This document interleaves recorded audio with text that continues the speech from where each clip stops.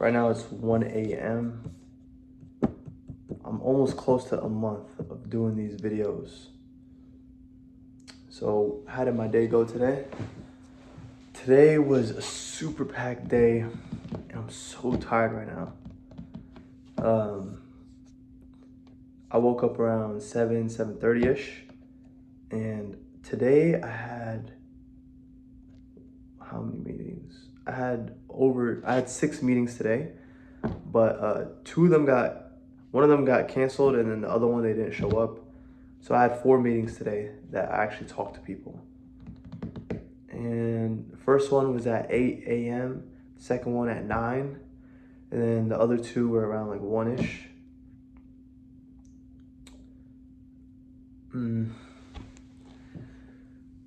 A lot of progress going on, but things just take time, man. They take time.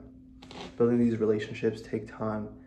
I'm scheduling different appointments. I'm actually pitching directly to the people I want to talk to now.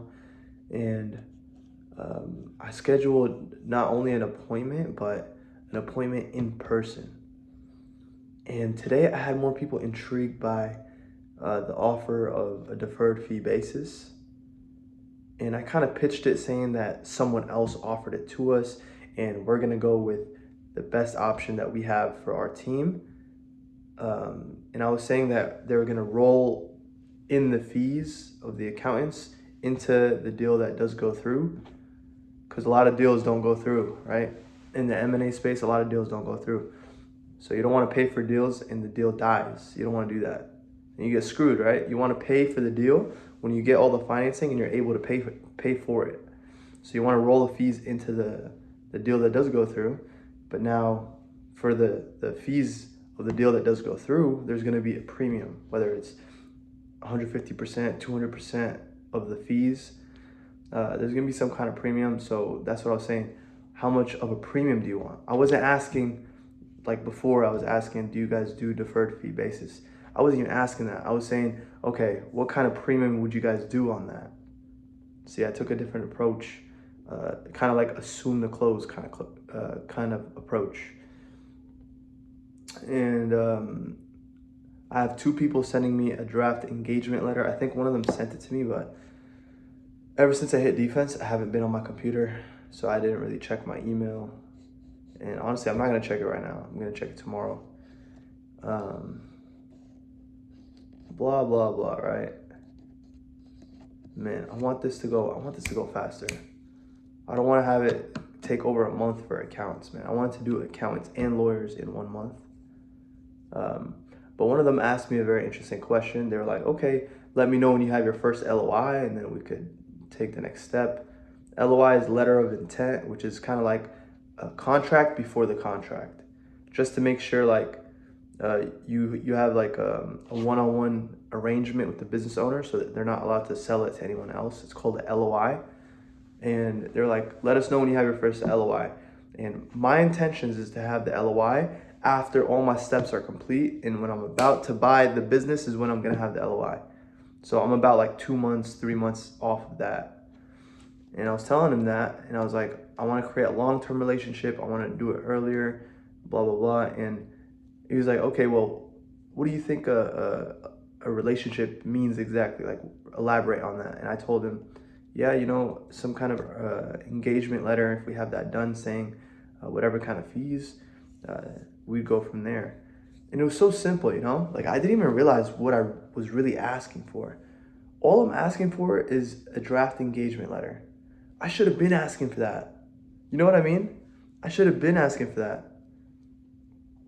But yeah, so I had a meeting at 8 and then another one at 9, and then after that I worked out and I ate, and that probably took me like about an hour or 2, and I had to shower. And then from there I actually drove to the members club that I'm part of, which is like a private members club. You have to pay to join the club. And the reason why I went today is because they have like these conference rooms that are like insane rooms. Like they have like board meetings there. You could have like a whole board meeting over there. They have like a long table with like 20 to 30 seats, like those kinds, with like the view of the city behind it. So I was like, man, listen, for my interviews, I'm gonna have the background of like the room and the city and the whole views, just to like assert like perception's reality. You're gonna see my suit, you're gonna see the background, you're gonna assume we could get the job done. And let me tell you what, it kind of worked. Like the person, when I mentioned deferred fees, they weren't as like opposed to it. And they said they're gonna talk to some of their partners. They're gonna see what they think about it, and they'll let me know by tomorrow with some kind of engagement letter. Whether it's the fees that I'm talking about or whatever else, they're gonna send me something. That's what they were saying.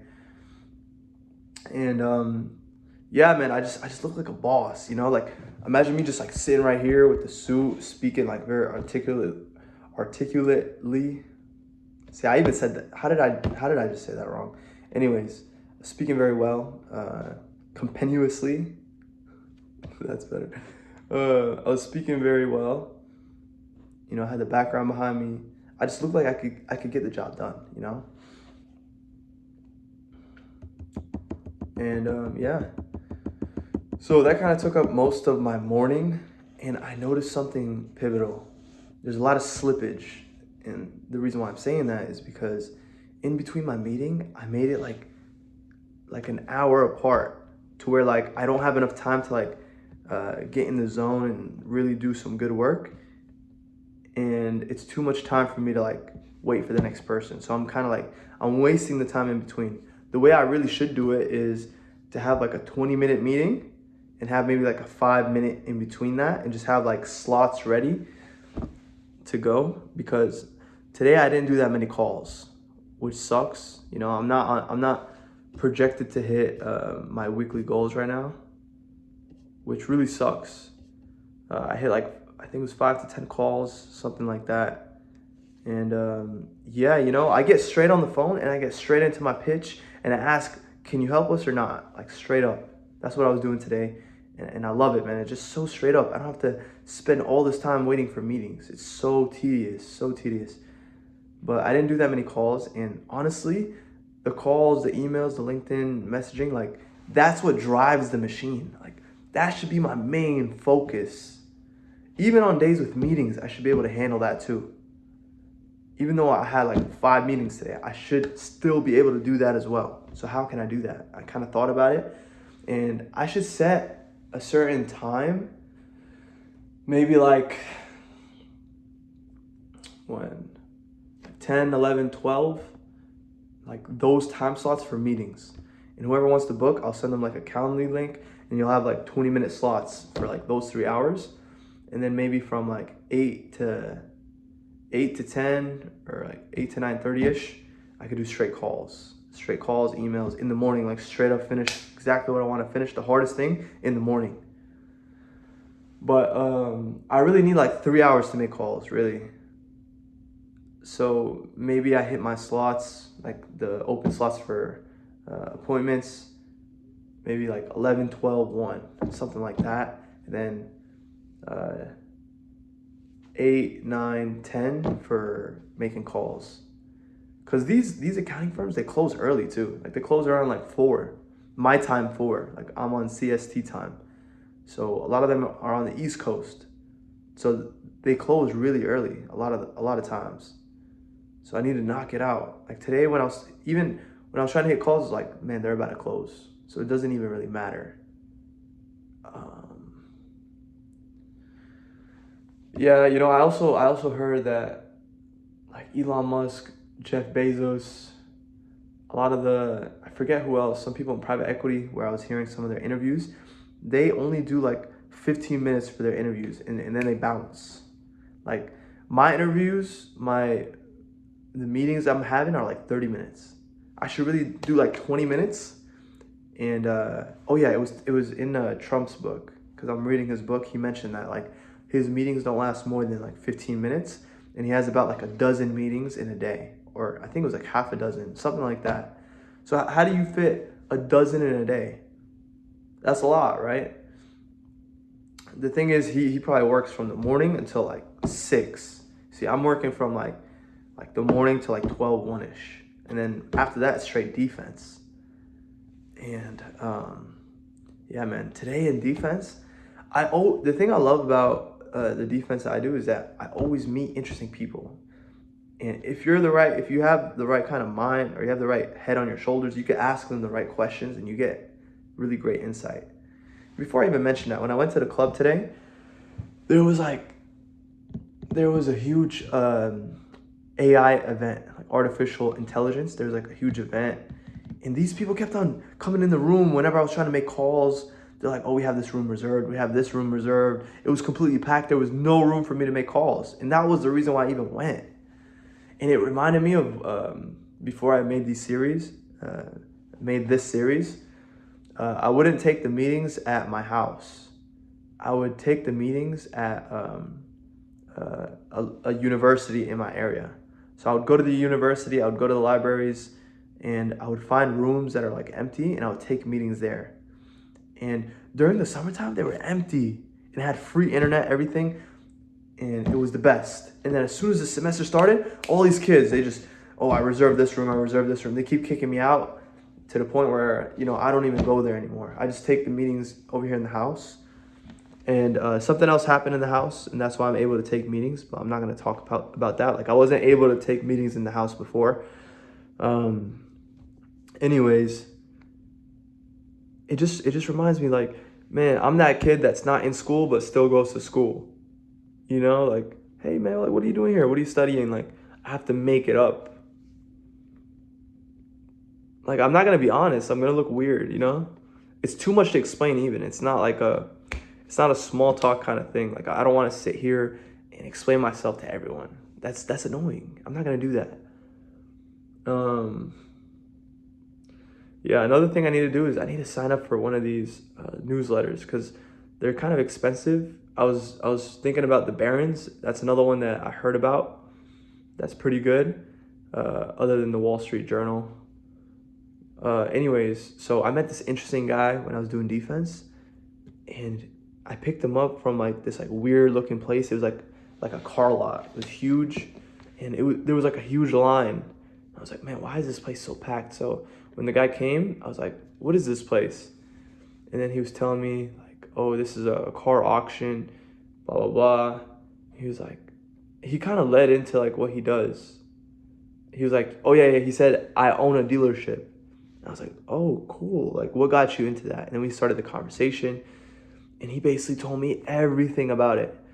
He was telling me like he's a wholesaler for cars. I never even heard of that. What is a wholesale? Like, you sell cars in bulk or you buy them in bulk? Like, how does that work?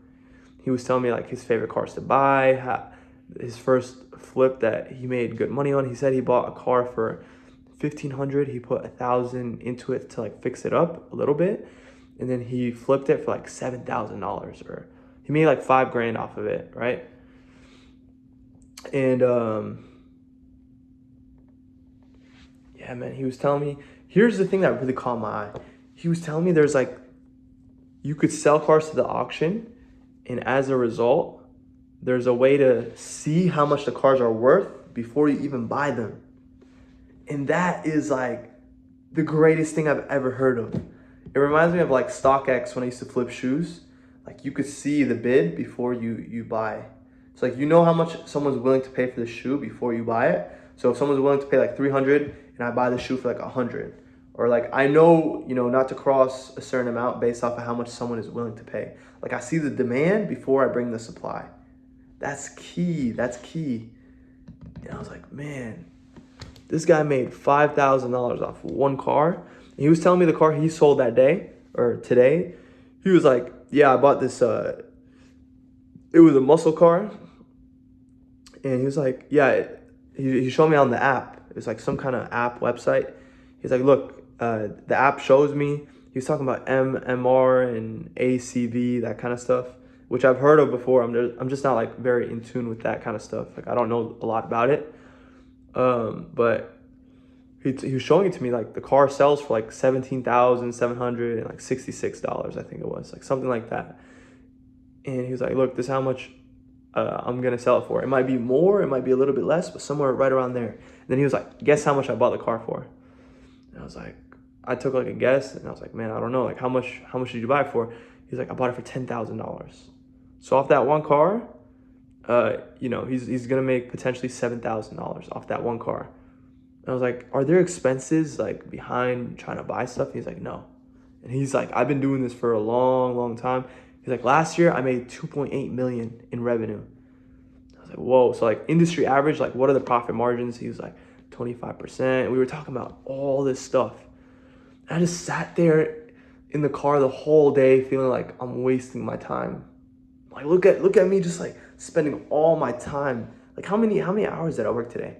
If I woke up at 7 and I started at 8, and I count working out as work, I count even eating, we'll count that in there. Just straight from 8 all the way until 12, 1-ish, I was working.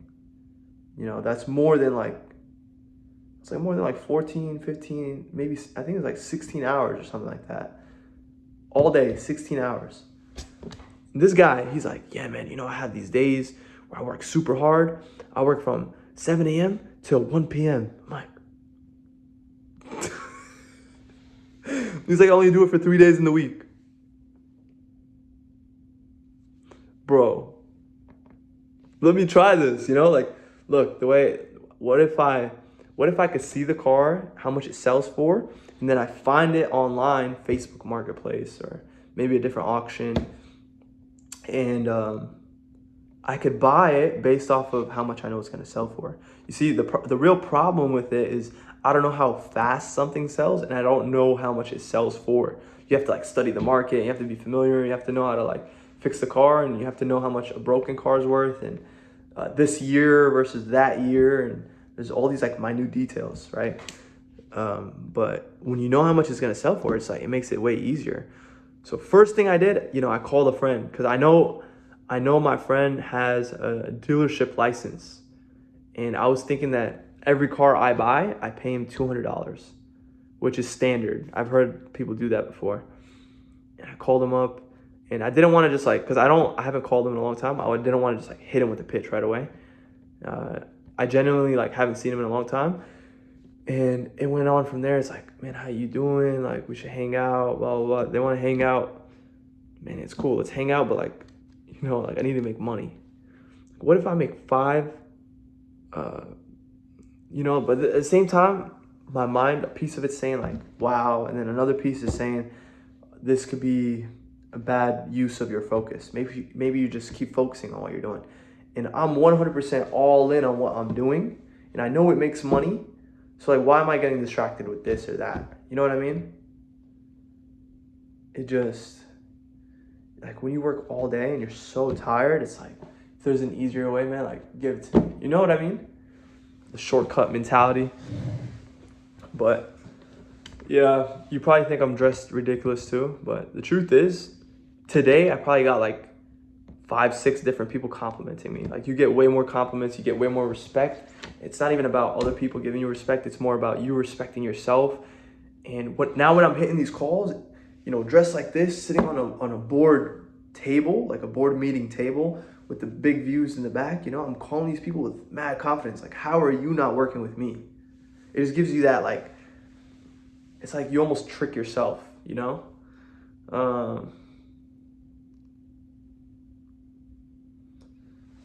Yeah, man, I'm so tired right now. I was watching interviews about what's his name, Steve Schwarzman. He's the guy who started BlackRock.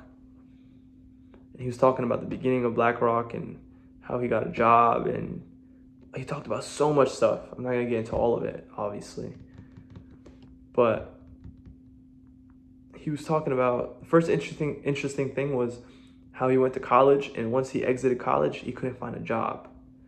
And he was talking about how he got a job, and crazy story. But the one thing that stood out was when he was first trying to build BlackRock, he had a reputable partner with him as well.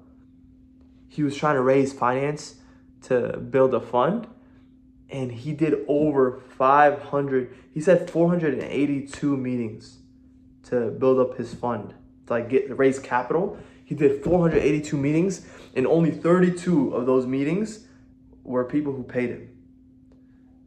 I forget how many it took for someone to pay him, but Imagine getting rejected that many times. And then he got into like the psychology of it, like you have to be kind of delusional, blah, blah, blah. And I was like, whoa, like if that man is willing to deal with all that rejection, like why am I complaining? Like what if I'm not even putting in as much work as I can? And that's my real problem. Like, am I even working hard?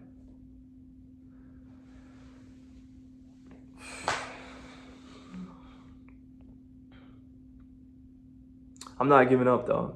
I'm too stubborn. Like this kind of stuff makes me like double down, you know? But like the car thing is tempting, man. There's a lot of things tempting.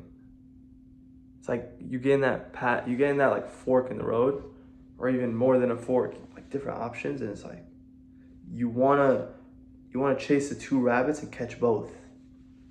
But in reality, if you chase two rabbits, you don't even catch one. That's the reality.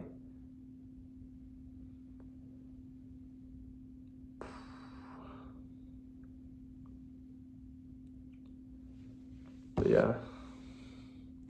I saw someone's comment today. It was like a super long comment. And it was talking about like how to organize and use these apps, and how it was a super lengthy comment, and I appreciate that comment. And it's funny because I was thinking about that too, like before I read it. Like I should leave slots for meetings and then slots for hitting calls, and then first thing I should do in the day is calls. But yeah, man. Who knows if what I'm doing is even the right path. I'm like just trying to figure it out. You know, I'm 22 right now, but sometimes I forget, and I'm like, I feel like I'm like 25, and I like freak out. I freak out that I'm 25. I'm like, oh my God, what am I doing with my life?